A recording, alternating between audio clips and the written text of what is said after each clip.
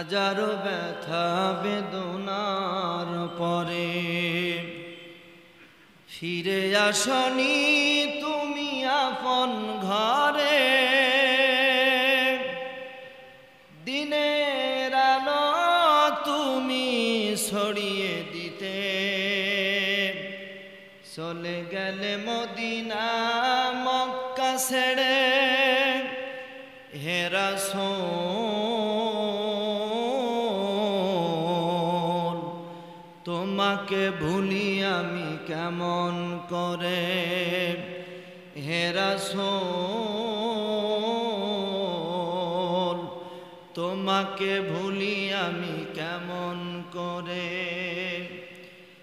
খেয়ে না খেয়ে দিন কায়েমের কাজে নিজেকে দিয়েছ বিলিয়ে।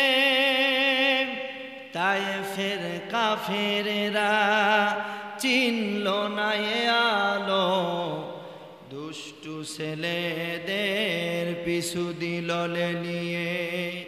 পাথরের আঘাতে ক্ষত বিক্ষত হয়ে সারা শরীর থেকে রক্ত ঝরে। হে রাসূল তোমাকে ভুলি আমি কেমন করে। হেরার গুহায় তোমারই কাছে আসমান থেকে নামে আল কোরআন। ভাঙলো সবার ঘুম তোমারই উপরে, আসলো কোরআনের ছায়া তলে। খালিদ উমর আলী আবু বকর ইসলামী ঝান্ডা নিল যে তুলে। আল আমিন তুমি ছিলে যে সদা সকল মানুষের তরে। হে রাসূল তোমাকে ভুলি আমি কেমন করে। হে রাসূল তোমাকে ভুলি আমি কেমন করে। আউযু বিল্লাহি মিনাশ শাইতানির রাজিম। বিসমিল্লাহির রাহমানির রাহিম। ওয়া আরসালনাকা লিন-নাসি রাসূলান ওয়া কাফা বিল্লাহি শাহীদা। وقال الله تعالى إنك لمن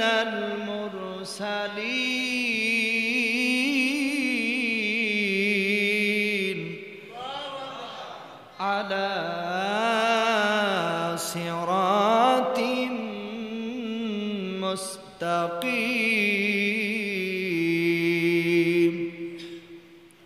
صدق الله العظيم. وقال تعالى في شان حبيبه إن الله وملائكته يصلون على النبي يا أيها الذين آمنوا صلوا عليه وسلموا تسليما. اللهم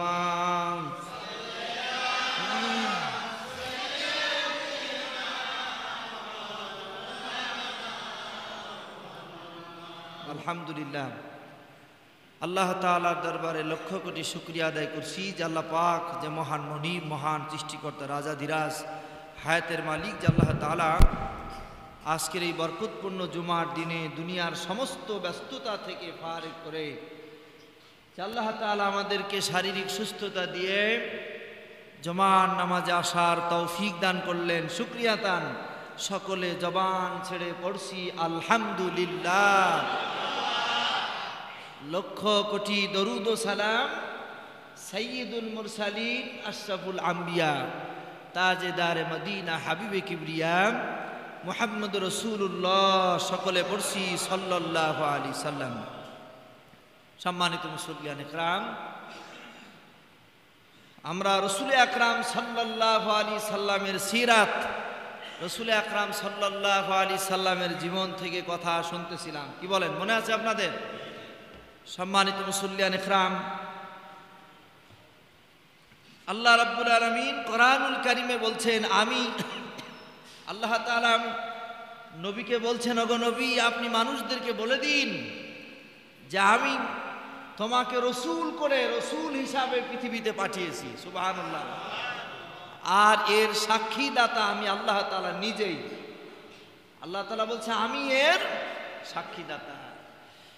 রব্বুল আলামিন বলছেন ওয়া আরসালনাকা লিন্নাসি রাসূলান ওয়া কাফা বিল্লাহি শাহীদা। আল্লাহ পাক বলছেন আমি আপনাকে সমস্ত মানুষের জন্য রসূল রূপে প্রেরণ করেছি এবং আমি এর সাক্ষী হিসাবে, আমি এর সাক্ষী। সুবহানাল্লাহ, সাক্ষ্যদাতা। বলেন আল্লাহ পাক বলছেন আমি তোমাকে রসূল করে পাঠাইছি। দুনিয়ার সমস্ত মানুষগুলি যদি রসূলকে অস্বীকার করে আল্লাহর যায় আসে না। কথা বলেন, ঠিক কিনা বলেন? আল্লাহ পাক রসূলকে দুনিয়ায় পাঠাইছেন। আল্লাহ তাআলা বলছে হাবিব তোমাকে পাঠায় শুধু ছেড়ে দিই নাই। আল্লাহ রাব্বুল আলামিন বলেন ওয়া ওয়াজাদাকা দাল্লান ফাহাদা। আল্লাহ পাক বলছেন ওগো নবী আমি তোমাকে দুনিয়াতে যে রাসূল হিসাবে প্রেরণ করেছি এরপরে তোমাকে আমি হেদায়েতের পথ দেখাইছি। সুবহানাল্লাহ। আল্লাহ রাব্বুল আলামিন কোরআনুল কারীমের অন্য আয়াতের ভিতরে বলেছেন ইন্নাকা লামিনাল মুরসালিন।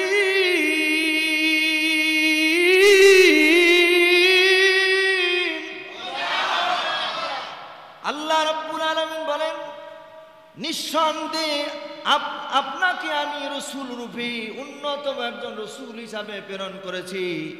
আলা সিরাতিম মুস্তাকিম।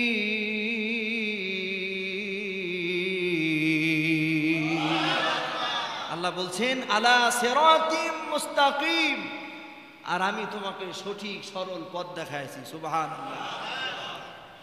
সম্মানিত মুসল্লিয়ান ইকরাম, রাসূল আকরাম সাল্লাল্লাহু আলাইহি সাল্লামের নবুয়ত প্রাপ্তি গতদিন বলছিলাম যে কোরআন নাজিল হলো কোথায়? হেরা গুহায়। কোথায়? হেরা গুহায়। মনে আছে আপনাদের? হেরা গুহায় আল্লাহ পাক কোরআন নাজিল করলেন। আল্লাহ পাক কোরআনুল কারীম নাজিল করার পরে রাসূল আকরাম সাল্লাল্লাহু আলাইহি সাল্লাম সাফা পর্বতের উপরে যে তার লোকগুলিকে ডাকলেন, কুরাইশ বংশের লোকগুলিকে ডাকলেন, ও আমার বংশের লোকেরা তোমরা আজকে সাফা পর্বতের নিকটে আসো। রাসূল আকরাম সাল্লাল্লাহু আলাইহি সাল্লামের ডাক শুনে সাফা পর্বতের নিকটে তাদের লোকগুলি উপস্থিত হলো। আবু জেহেল, আবু লাহাব, উতবা, উতাইবা এরা চিন্তা করে মুহাম্মদ কি বলবে আজকে, আবার কি বলবে মুহাম্মদ। তখন মুহাম্মদ সাল্লাল্লাহু আলাইহি সাল্লাম সাফা পর্বতের উপরে উঠে তার লোকজনদেরকে বলল আল্লাহ পাক আমাকে দুনিয়ায় নবী বানাইছে। সুবহানাল্লাহ। কি বানাইছে? আল্লাহ পাক আমার প্রতি ওহী নাজিল করেছেন। ওহী কি? ওহী। আল্লাহ রাব্বুল আলামিন কোরআনুল কারীমে এই বিষয় বললেন উহিয়া ইলাল হাদা ইলাইয়া হাজাল কুরআনা কুরআনুল ইউনযিরুকুম বিহি মান বালাগা। আল্লাহ পাক বললেন, আল্লাহ বললেন ওগো নবী আমি আপনার উপর ওহী প্রেরণ করেছি যেন তার দ্বারা আপনি মানুষের কাছে সকল সমাধান পৌঁছাতে পারেন। সুবহানাল্লাহ বলেন। আল্লাহ রাব্বুল আলামিন কোরআনুল কারীমের ভিতরে আরো বললেন, ইন্না আনজালনা ইলাইকাল কিতাবা বিল হক। আল্লাহ পাক বলেন, হে ওগো নবী, আমরা সত্য কিতাব সহ আপনার প্রতি আমি অবতীর্ণ করেছি, যাতে করে লিতাহকুমা বাইনান নাসি বিমা আরাকাল্লাহ, যাতে করে আপনি আল্লাহর দেওয়া আইন ও কানুন মানুষকে যেন আপনি শিখাতে পারেন। সুবহানাল্লাহ বলেন। আল্লাহর দেওয়া আইন ও কানুন অনুযায়ী মানুষের মধ্যে যেন বিচার ফয়সালা করতে পারেন। আল্লাহ পাক বলেন, ওয়ালা তাকুল লিল খাইনিনা খসিমা, আর আপনি যেন খেয়ানতকারীদের উকিল যেন আপনি না হয়ে যান। নাউজুবিল্লাহ। আল্লাহ রাসূল কোন অন্যায় কাজ, কোন অন্যায়ের প্রতি সাপোর্ট রাসূল দেয় নাই। সুবহানাল্লাহ। এজন্য আল্লাহ পাক যখন নবী, আমি তোমার উপর কিতাব নাজিল করেছি, তুমি আমার দেওয়া কিতাব দিয়ে সত্য মিথ্যার পার্থক্য করবে, বিচার ফয়সালা করবে, আর তুমি তুমি খেয়ানতকারীদের উকিল হবে না। এজন্য আল্লাহ পাক আল্লাহ তাআলা রাসূলের উপর কোরআন নাজিল করেছেন। আল্লাহ রাসূল এই কথাগুলি এরকম ভাবে তার কওমের লোকগুলিকে বললেন যে আল্লাহ পাক আমাকে নবী হিসাবে এই পৃথিবীতে পাঠিয়েছেন। আবু লাহাব, আবু জেহেল, উতবা, উতাইবা এরা রসুলের এই কথা প্রত্যাখ্যান করলো। কি করলো? প্রত্যাখ্যান করলো। আল্লাহ রসুলের এই কথা মানল না। উতবা এবং উতাইবা আবু লাহাব সহ মুহাম্মদকে ডাক দিয়ে, মুহাম্মদ তুমি কি পাগল হয়ে গেছো নাকি? ও মুহাম্মদ তুমি কি পাগল হয়ে গেছো নাকি? মুহাম্মদ সাল্লাল্লাহু আলাইহি সাল্লাম কি রাতের বেলায় আবু লাহাব মুহাম্মদের কাছে গিয়েছে, বলে, ও মুহাম্মদ শোনো, তুমি যে নবী দাবি করো তোমার কাছে কি প্রমাণ আছে, আর তুমি কি বা পারো, কি বা তুমি দেখাতে পারো? আবু লাহাব বলে, ও মুহাম্মদ তুমি যে নবী, ওই যে আকাশের চাঁদ দেখা যায়, চাঁদ কি চাঁদ, ও মুহাম্মদ ওই যে আকাশের চাঁদ দেখা যায়। আবু লাহাব সাহেব বলছে, ওই চাঁদটা তুমি এই মুহূর্তে যদি তুমি দ্বিখণ্ডিত করে দেখাতে পারো তাহলে বুঝবো যে তুমি নবী। আল্লাহ রাব্বুল আলামিন আমার নবীকে প্রতি ওহী নাজিল করলেন, ইলহাম করলেন। আমার নবীজিকে আল্লাহ পাক যেন জানায় দিলেন, হাবিব তুমি তোমার আঙ্গুল দ্বারা ওই চাঁদকে এরকম ভাবে ইশারা করো, দেখবে এই চাঁদটা দ্বিখণ্ডিত হয়ে যাবে। সুবহানাল্লাহ। আমার নবীজি ওই চাঁদের দিকে শাহাদত আঙ্গুলি দ্বারা ইশারা করলেন, চাঁদ দ্বিখণ্ডিত হয়ে গেল। আবু লাহাব বলল, বুঝে গেছি তুমি বড় জাদুকর। নাউজুবিল্লাহ বলেন। আবু লাহাব বলতেছে, বুঝে গেছি মুহাম্মদ তুমি বড় জাদুকর। জাদুকর কি? জাদুকর। সম্মানিত মুসল্লিয়ান ইকরাম, এই জন্য ইসলামের পথে আল্লাহর পথে কাজ করতে গেলেই বাধা, রাসূলের উপর যে বাধা এসেছে বিভিন্ন ভাবে কিয়ামত পর্যন্ত ইসলামের পক্ষে কথা বললেই বাধা আসবে। কথা বলে ঠিক কিনা বলে? বাধা আসবে। বাধার ধারা রাসূল আকরাম সাল্লাল্লাহু আলাইহি সাল্লামের বাধা ধারা ছিল বিভিন্ন দিক থেকে। এর ভিতরে 8টি বিষয় আমি নোট করেছি। তার 1 নম্বর ছিল রাসূলের উপর আবু জেহেল, আবু লাহাব, ওই কাফের বেঈমানরা সরাসরি নির্যাতন করত। সরাসরি কি নির্যাতন করত।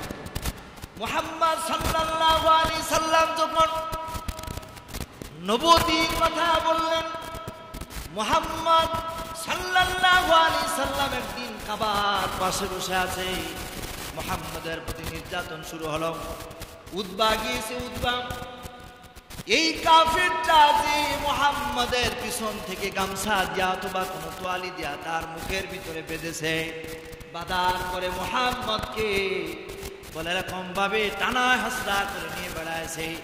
আর মুহাম্মদ সাল্লাল্লাহু আলাইহি সাল্লামের প্রতি এই ধরনের অত্যাচার করেছে। মুহাম্মদের প্রতি এরকম সশরীরে নির্যাতন করা শুরু হলো।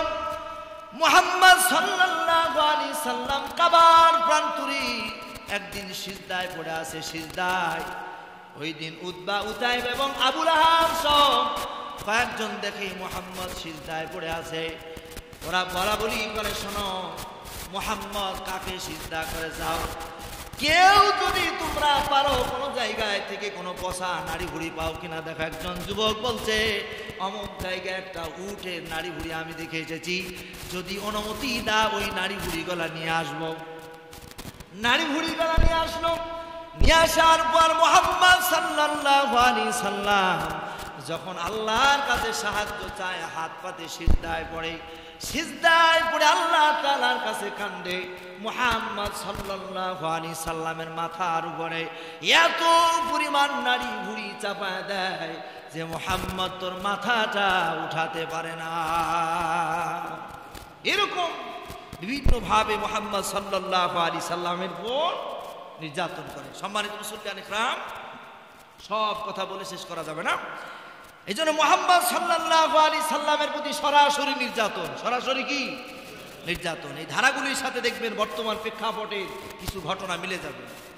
একেবারেই মুহাম্মদ সাল্লাল্লাহু আলাইহি সাল্লামের পর সরাসরি নির্যাতন করেছে ওই কাফের বেঈমানরা। এভাবে করে যখন মুহাম্মদ সাল্লাল্লাহু আলাইহি সাল্লামকে দাবানো গেল না, তারা চিন্তা করলো মুহাম্মদকে যারা মানে, মুহাম্মদকে যারা অনুসরণ করে তাদের প্রতি অত্যাচার করতে হবে। কথা বোঝেন নাই? যারা মুহাম্মদকে মানে তাদের প্রতি অত্যাচার শুরু করতে হবে। কথা কি বুঝেছেন? আমরা ইতিপূর্বে লক্ষ্য করে দেখেছি, মাথায় টুপি, টাকনার উপরে কাপড় থাকলে কোন ইসলামপন্থী দল দিয়া ট্যাগ লাগা তার নামে মামলা দিয়েছে ওই বেঈমানরা, জালেমেরা। কথা বলে ঠিক কিনা বলে? আমরা লক্ষ্য করে দেখেছি জাহাঙ্গীরনগর বিশ্ববিদ্যালয়ের একজন ছাত্র ভাই বলতেছে, এই বিশ্ববিদ্যালয়ে কোনোদিন নামাজ পড়তে পারি নাই, সলিমুল্লাহ মসজিদ তারা বন্ধ করে দিয়েছে, আমি বাথরুমের ভিতরে নামাজ পড়তাম। চিন্তা করেছেন আপনি? আমি গোসল করতে যে নামাজ পড়তাম, কারণ নামাজ পড়লেই ছাত্র শিবিরের ট্যাগ লাগায়া ওই বিশ্ববিদ্যালয় থেকে তাকে হয়রানি করেছে, মারপিট করেছে, মারধর করেছে। খুব কষ্ট হচ্ছে মনে হয় আপনাদেরকে। সম্মানিত মুসল্লিয়ান ইকরাম, বলে যার এদের যে অনুসারী, এদেরকে এরকম ভাবে নির্যাতন করা শুরু করে। বলেন তো, রাসূল সাল্লাল্লাহু আলাইহি সাল্লামের অনুসারী ছিলেন হযরতে বেলাল। কে ছিলেন? হযরতে বেলাল, হযরতে আম্মার, হযরতে খুবাইব, খাব্বাব। রাসূল আকরাম সাল্লাল্লাহু আলাইহি সাল্লামের তাওহীদ কালিমা লা ইলাহা ইল্লাল্লাহু মুহাম্মাদুর রাসূলুল্লাহ সাল্লাল্লাহু আলাইহি সাল্লাম, এই কালিমা এরকম ভাবে যারা গ্রহণ করেছে, আবু জেহেলের লোকজন তাদের প্রতি অত্যাচার করা শুরু করলো।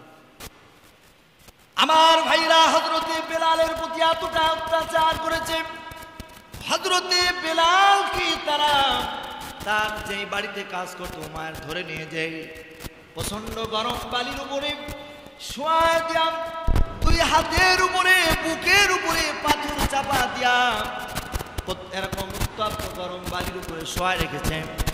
এরপরে মায়ের যে বলছে, এ বেলাল তুমি মুহাম্মদের নামটা ছেড়ে দাও। এরপরও বেলাল মুহাম্মদের নাম ছেড়ে দেয় না। সুবহানাল্লাহ।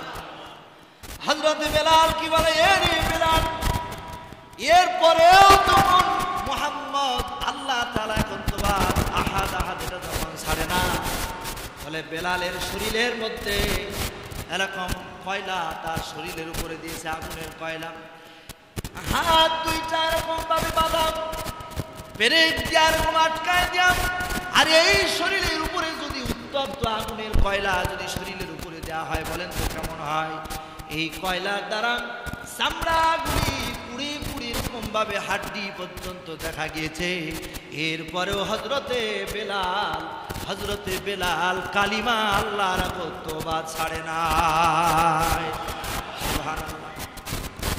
এ মুসলমান, তাহলে তুমি কেমন ইমানদার হইলে আল্লাহর পক্ষে, রাসূলের পক্ষে থাকতে গেলে তুমি বলতেছো আমরা তো প্রকাশ্য হতে পারতেছি না। বলেন ঈমান কি থাকলো না গেল? বলেন তো, আল্লাহর দল করতে দুনিয়ার কাউকে ভয় করা যাবে না, একমাত্র ভয় করতে হবে আল্লাহকে। কাকে ভয় করতে হবে বলে? আল্লাহ তাআলা হযরতে বেলালের এই কঠিন অত্যাচার, এরপরে হযরতে বেলাল তাওহীদ ছাড়েন। হযরতে খুবাইব খাব্বাব, হযরতে খুবাইব রাদিয়াল্লাহু তাআলার প্রতি এত অত্যাচার করেছে, হযরত ওমর একদিন খুবাইবকে বলল, খুবাইব তোমার শরীরের ভিতরে গর্ত গর্ত দেখা যায়, কি হয়েছে তোমার শরীরে?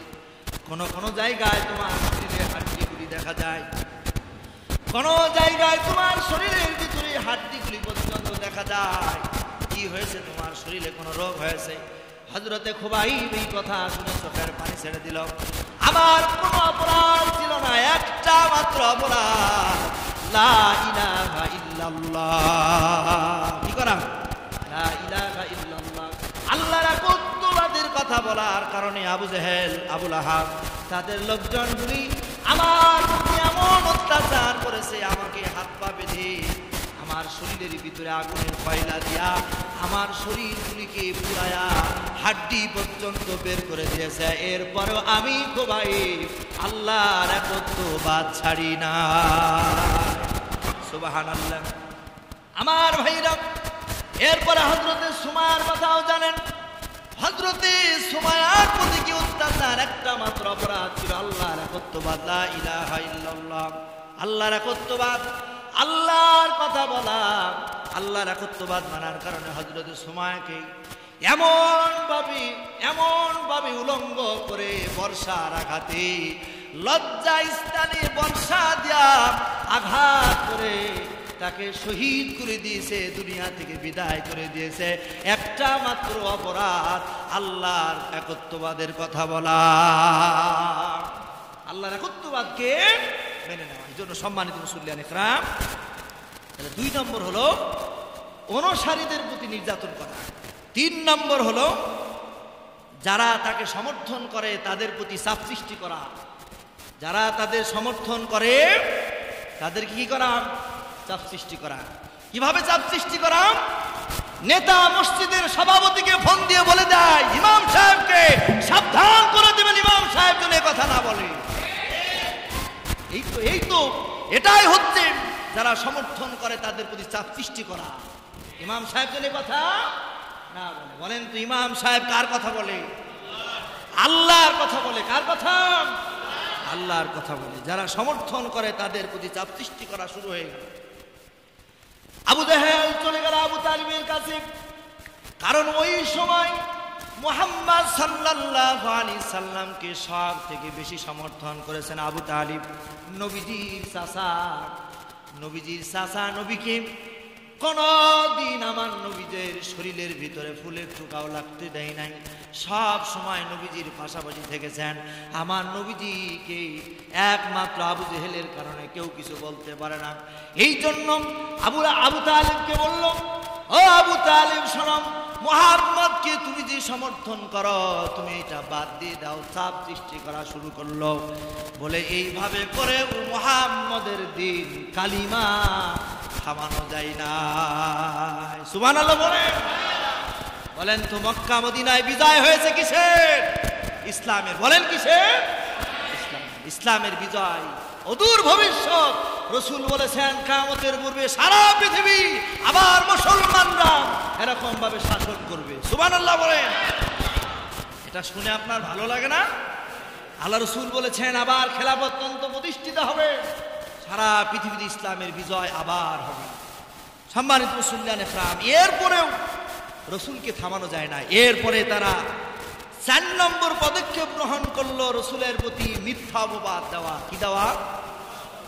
মিথ্যা অপবাদ দেওয়া। আমার ভাইরা, যখন কোন ক্রমেই থামানো যায় না তখন মিথ্যা অপবাদ দেয়। কি অপবাদ দেয়? মিথ্যা অপবাদ দিয়ে থামানো। রসুলকে অপবাদ দিল গণক। কি বলে অপবাদ দিল? গণক। রসুলকে অপবাদ দিল কবি। রসুলকে অপবাদ দিল পাগল। কি? পাগল। আমার মুসল্লি ভাইরা, মুহাম্মদ সাল্লাল্লাহু আলাইহি সাল্লাম কোরআনুল কারীম যখন তেলাওয়াত করত, ইয়া